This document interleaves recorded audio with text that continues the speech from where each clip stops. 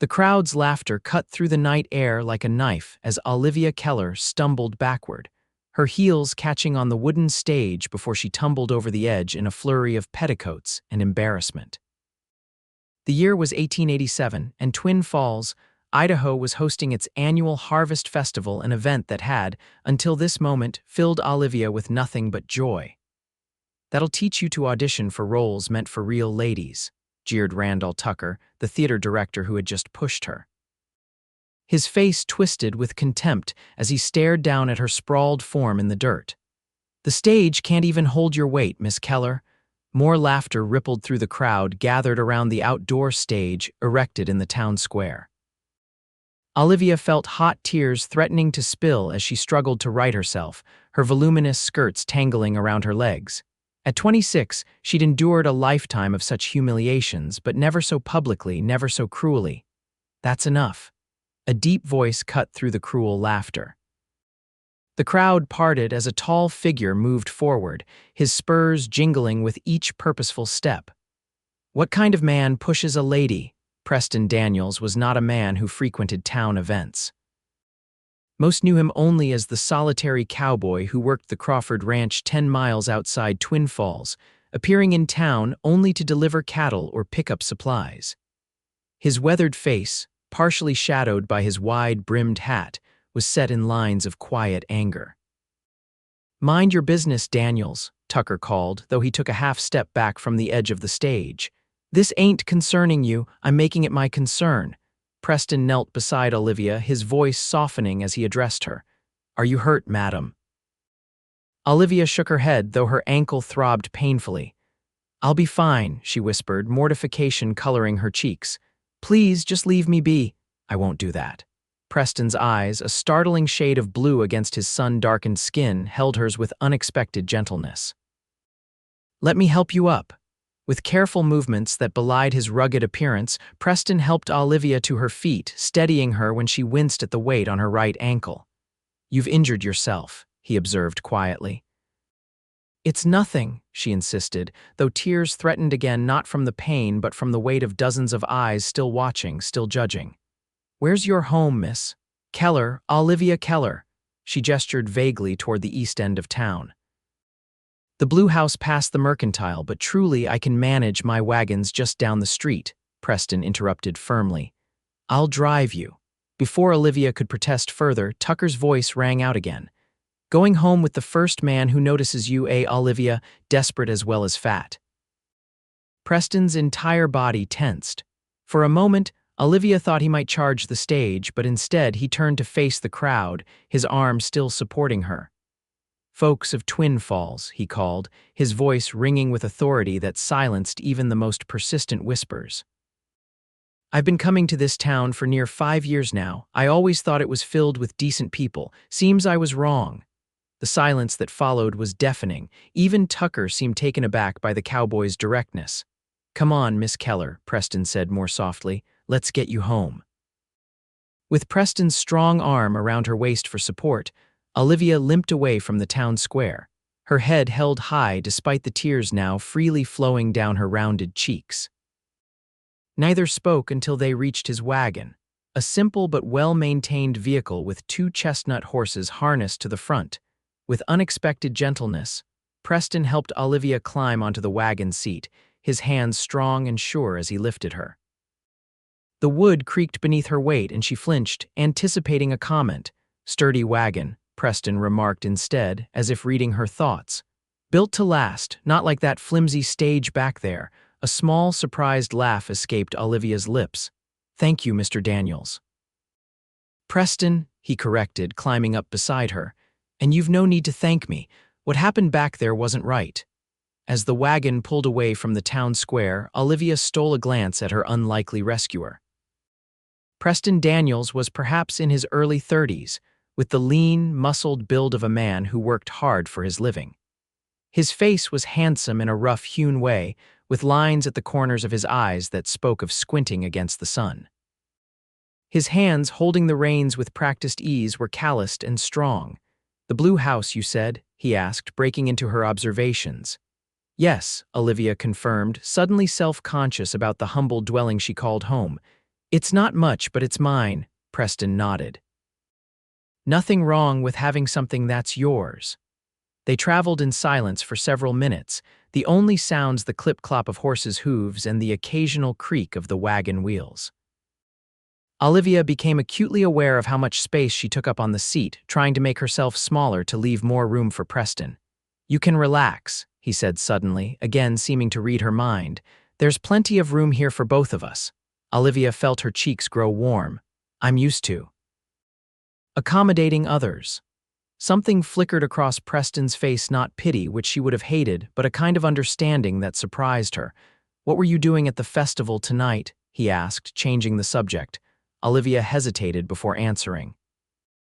"They were holding auditions for the town's Thanksgiving play. I love to sing. I thought perhaps they might let me join the chorus. And instead, that fool pushed you off the stage." Preston's jaw tightened. He ought to be run out of town for that. "People here aren't fond of women who don't fit expectations," Olivia said softly. "I've known that my whole life." The wagon turned onto Olivia's street, and she pointed to the small blue clapboard house nestled between two larger homes. A single lamp burned in the window, welcoming her home even as her heart still ached from the night's humiliation. Preston pulled the wagon to a stop and quickly came around to help her down. As her feet touched the ground, Olivia winced again at the pain in her ankle.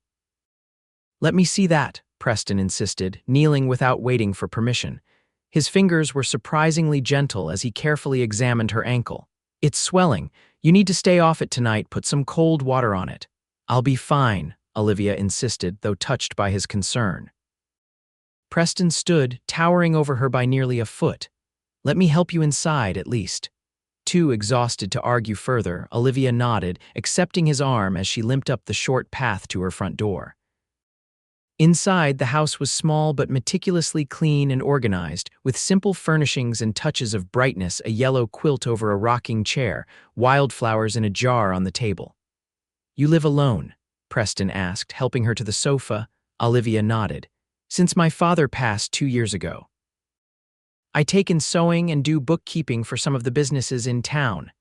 "You're a businesswoman then," Preston observed, a note of respect in his voice.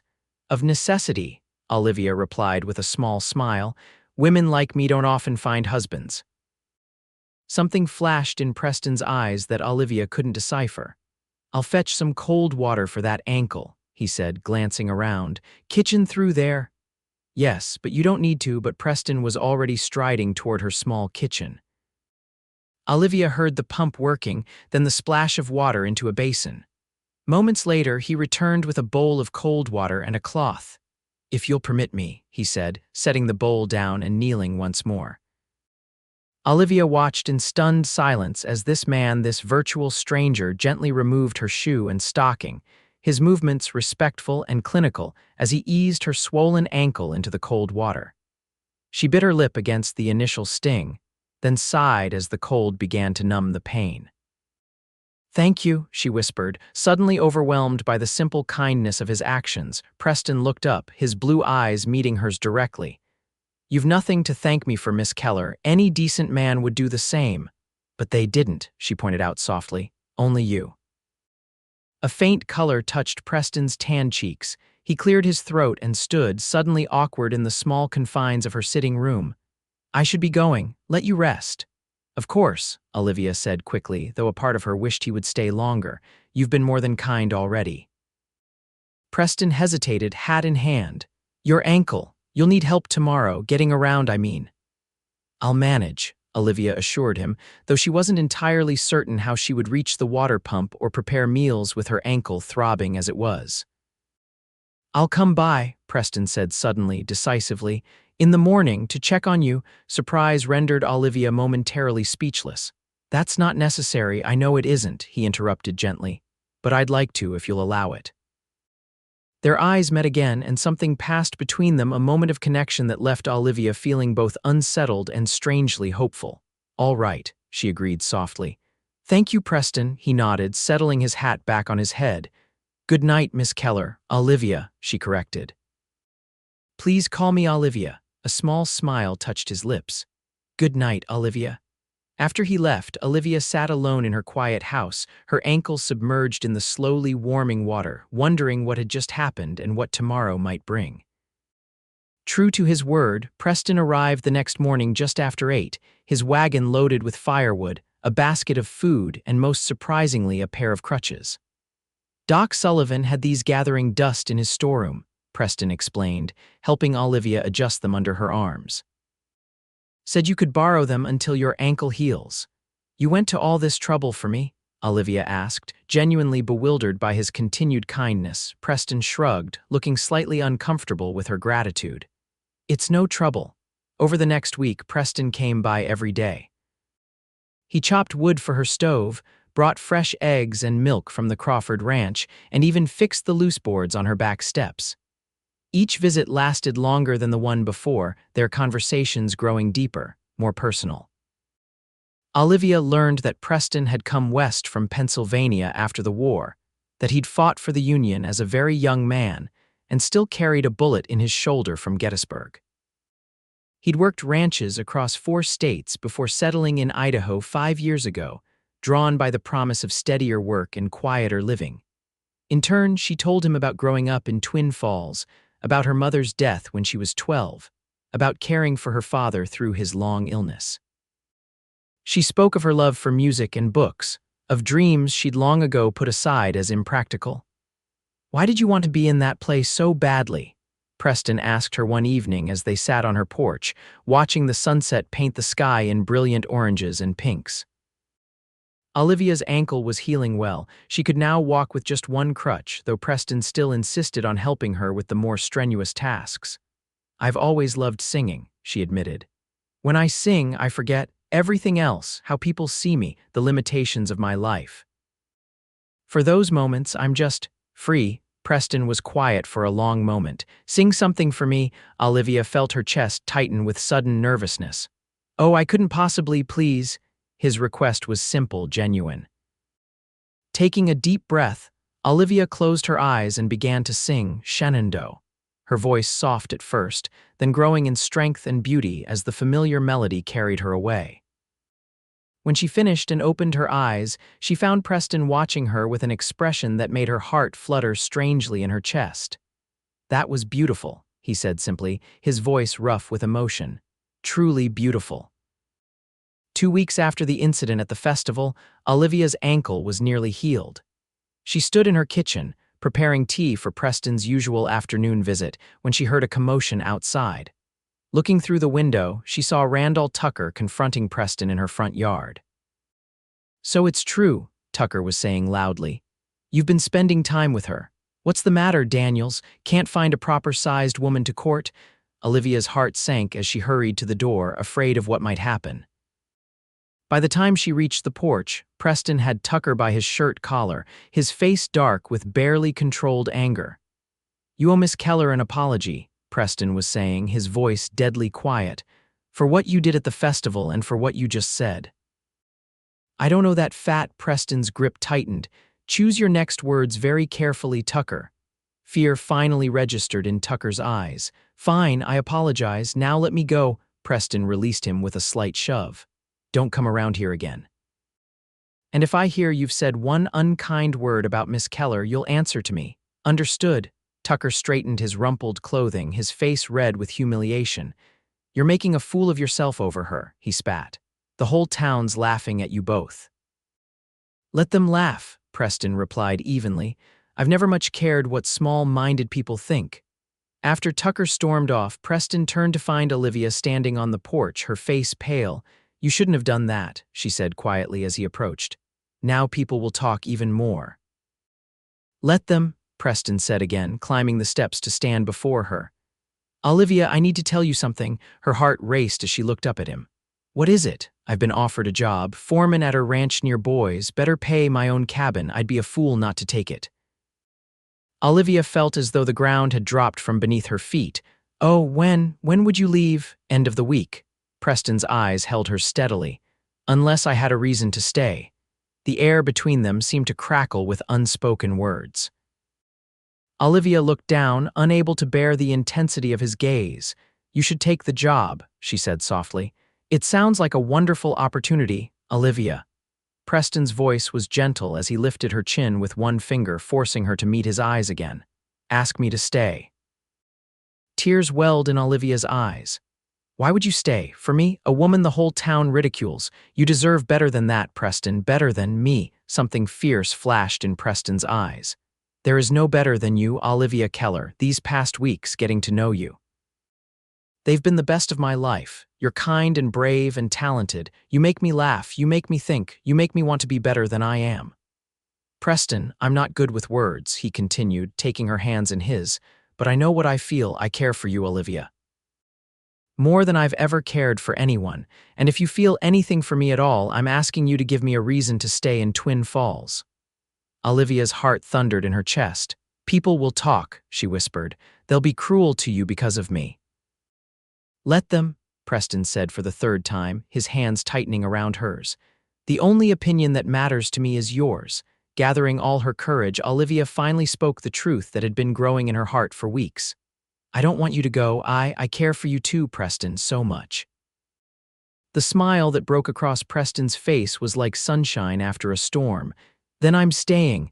But what about the job, the better pay? Preston shook his head. None of that matters without you.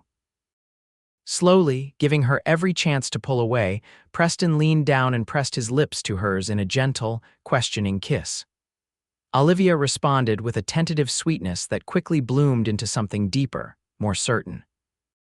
When they finally parted, both breathless, Preston rested his forehead against hers. I should warn you, he murmured. I plan to court you properly, Miss Keller, with your permission. Olivia laughed, a sound of pure joy. You have it, Mr. Daniels. The next few months transformed Olivia's quiet life in ways she never could have imagined. Preston courted her with a dedication that left no room for doubt about his feelings. He brought her wildflowers and books from his infrequent trips to Boise.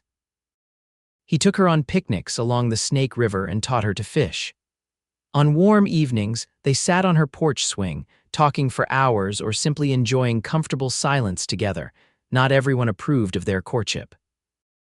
Whispers followed them through town, and more than once, Olivia overheard cruel remarks about what a handsome man like Preston Daniels could possibly see in a woman of her size. Don't let them dim your light, Preston told her one evening after a particularly difficult encounter outside the general store. They can't understand what I see because they're not looking with their hearts. As summer turned to fall, Olivia flourished under Preston's steady affection.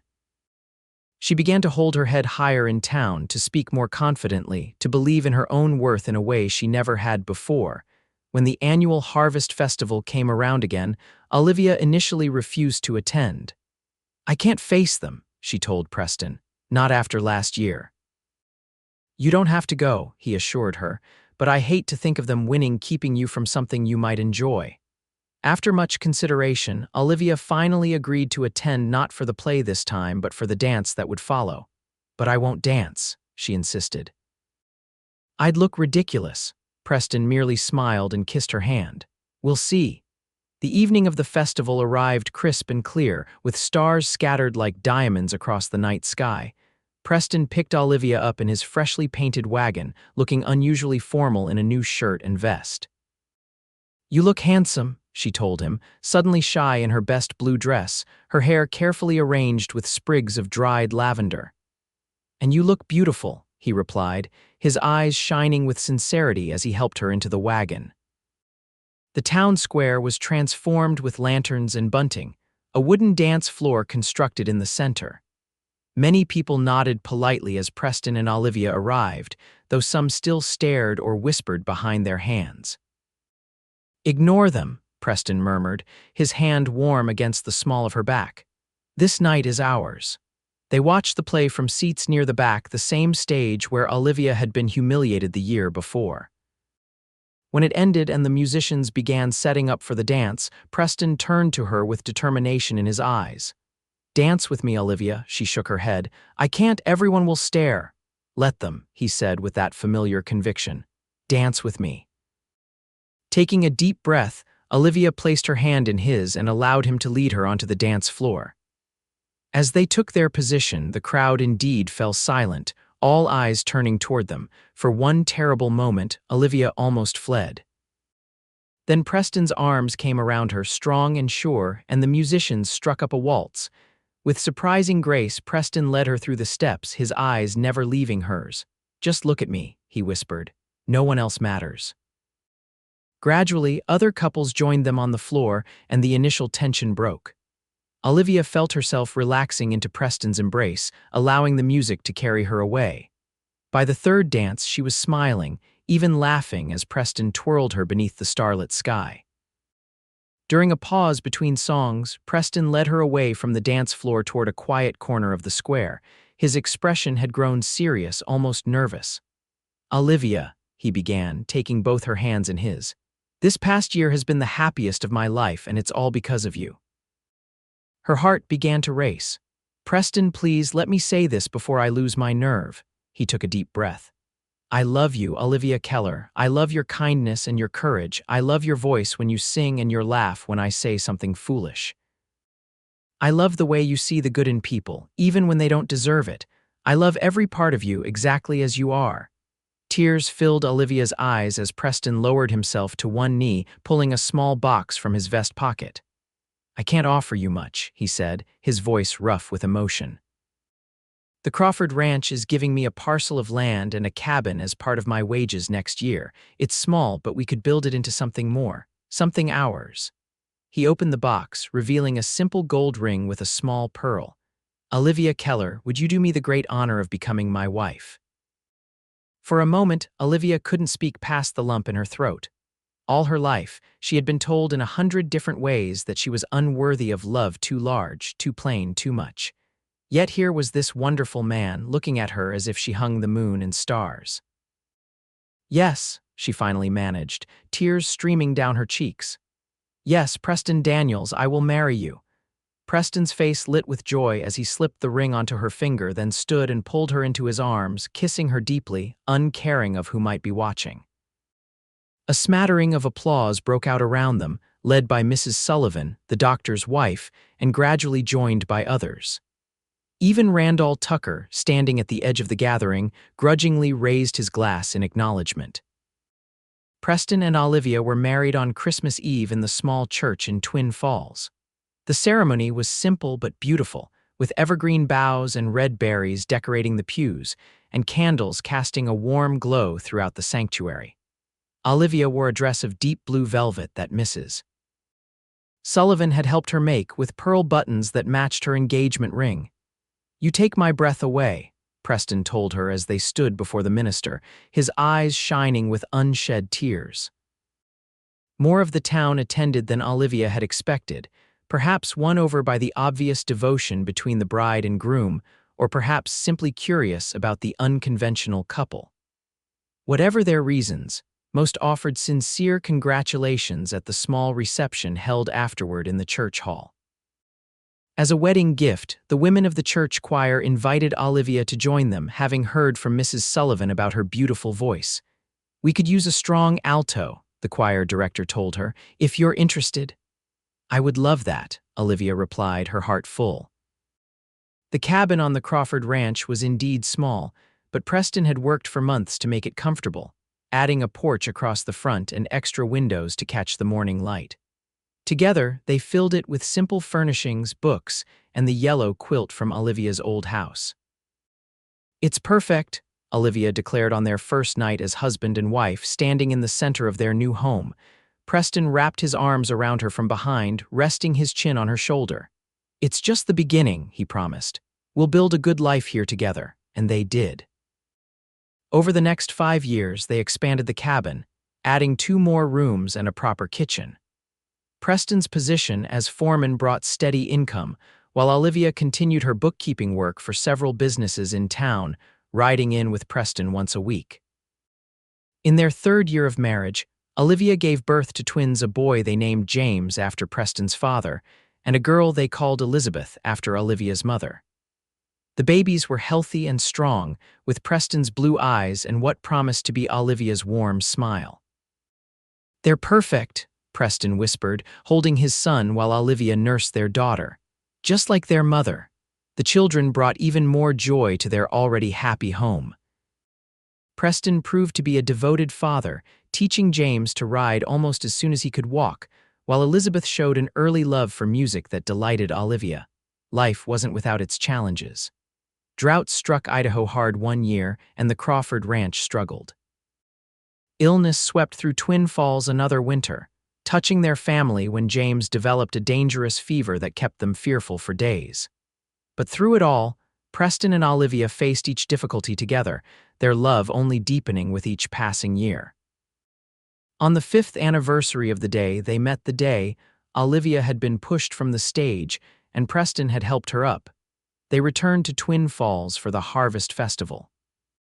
This time, Olivia didn't attend as a spectator but as a performer, singing with the church choir in the first half of the program.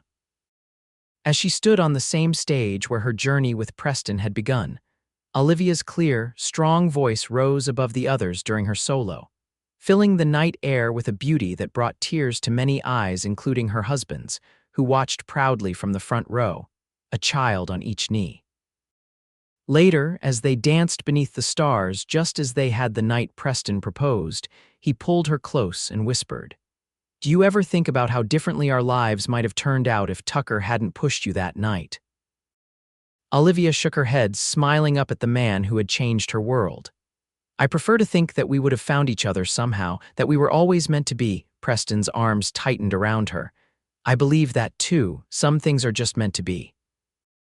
As they swayed together under the canopy of stars, surrounded by the life and the family they had built together, Olivia knew with absolute certainty that she had found her place in the world not despite who she was, but because of it. In Preston's love, she had discovered her own worth, and in loving him in return, she had found a happiness greater than she had ever dared to dream possible. "I love you, Preston Daniels," she whispered against his chest, "every day more than the day before." Preston pressed a kiss to her forehead, his eyes reflecting the light of 1,000 stars. "And I love you, Olivia Daniels, from now until forever." In the years that followed, their family and their love continued to grow. The cabin expanded into a proper house as 2 more children joined their family. Preston eventually purchased land of his own, building a small but successful ranch where their children learned the value of hard work and the importance of kindness. Olivia's voice became a fixture in Twin Falls, not just in the church choir but in community gatherings and celebrations. The woman once pushed off a stage in Cruelty became the heart and soul of the town's music, her talent finally recognized and celebrated. And through it all, through joys and sorrows, through prosperity and hardship, Preston and Olivia remained steadfastly devoted to each other, their love a testament to the power of seeing past appearances to the true heart within. What had begun with an act of cruelty had transformed, through one man's kindness and one woman's courage, into a love story that would be told in Twin Falls for generations to come.